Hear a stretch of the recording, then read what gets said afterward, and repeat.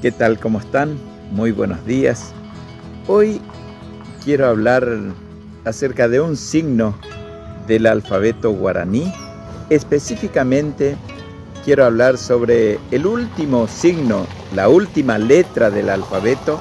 Recordemos que en guaraní son 33 los signos y en este caso hablar del último signo. ¿Cuál es el último signo del alfabeto guaraní? Es esa comilla que habitualmente lo conocemos como apóstrofe, pero que en guaraní lleva el nombre de Pusó. Vamos a analizar qué significa Pusó.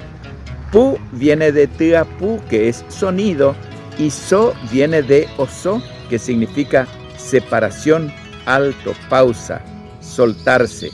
En este caso, Pusó significa detención del sonido, o sea, una breve pausa. Es un signo intervocálico, solamente se escribe entre dos vocales y como ejemplo puedo utilizar una palabra, ka, que significa hierba.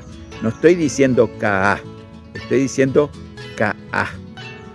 Puedo utilizar otra palabra con dos signos, con la repetición de este signo en dos partes. Por ejemplo,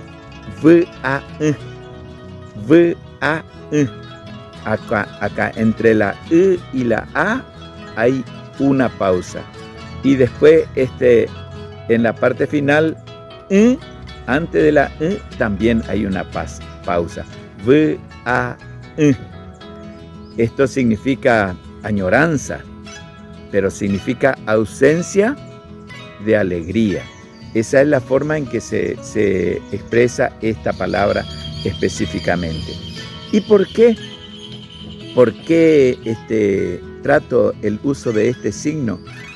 Pues sencillamente porque si no se utiliza al escribir o al pronunciar, la palabra está significando otra cosa. No es lo mismo sai que saí. No es lo mismo. Sai es vestido y saí significa menudo. Entonces, la falta de utilización de este signo, que es una letra más, ¿no? Es una letra más. La falta de la utilización de este signo puede cambiar abismalmente el significado de la palabra que pretendemos usar.